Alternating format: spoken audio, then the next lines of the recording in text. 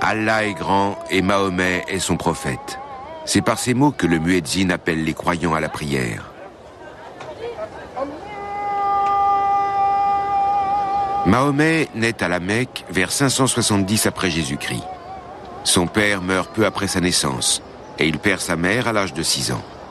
L'orphelin est élevé par un oncle à l'ombre de la Kaaba. À 40 ans, Mahomet le marchand et caravanier reçoit la première révélation. Guidé par la parole divine, il devient le prophète d'une religion nouvelle. Mahomet s'attaque alors au polythéisme païen des habitants de la Mecque. Il débarrasse la Kaaba des idoles vénérées en son sein.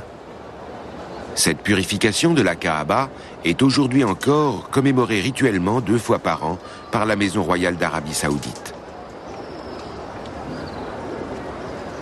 En 1932, les rois saoudiens ont conquis, à l'issue de plusieurs guerres, l'ensemble de la péninsule arabique. La Mecque et Médine appartiennent désormais elles aussi à leur royaume. Sur ces images d'archives des années 30, des pèlerins perpétuent leurs cérémonies religieuses à la Mecque et dans ses environs. Un témoignage intemporel.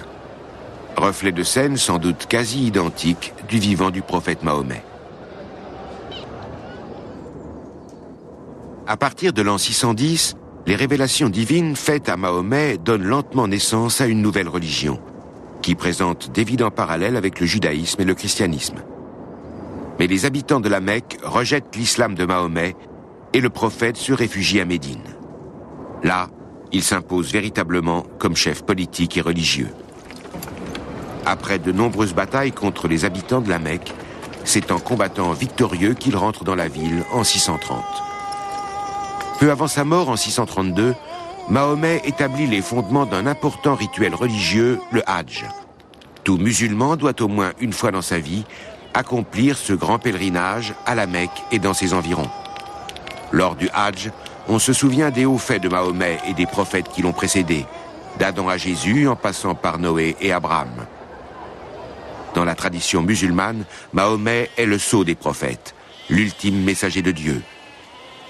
Quant au Coran, qui regroupe les révélations célestes faites à Mahomet, il est la parole intacte d'Allah.